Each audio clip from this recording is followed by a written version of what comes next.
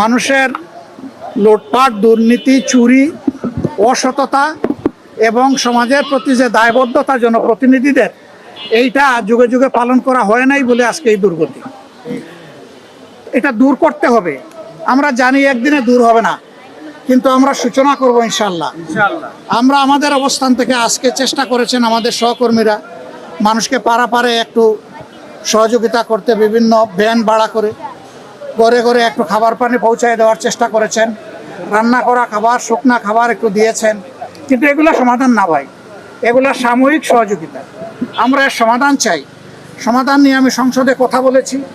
এ পর্যন্ত উচ্চ পর্যায়ের 2টা মিটিং হয়েছে আমার সাথে, এবং আমরা আশা করছি যে একটা সমাধানে আমরা ইনশাল্লাহ পৌঁছতে পারবো। আমরা সমাজের সকলের সহযোগিতা চাই। এই সহযোগিতা নিয়েই আমরা ইনশাল্লাহ অন্তত এই আসনটাকে একটা দুর্ভোগ মুক্ত আসনে আমরা পরিণত করতে চাই। আল্লাহ যেন সেই সুযোগটা আমাদেরকে দান করেন। আপনারা সবাই দোয়া করবেন। আর মানুষ কষ্ট পেয়েই তো ক্ষোভ প্রকাশ করছে, এটা আমাদের পাওনা, রাজনীতিবিদদের পাওনা। যুগে যুগে আমরা তাদের সাথে যে আচরণ করেছি, এই আচরণের কারণেই আজকে এই ক্ষোভ। এই ক্ষোভ তখনই মিটবে যখন তারা দৃশ্যমান কোনো উন্নয়ন দেখবে, এই সমস্যার যখন দীর্ঘস্থায়ী সমাধান দেখবে, তখন এই ক্ষোভটা মিটে যাবে ইনশাল্লাহ, এটা থাকবে না।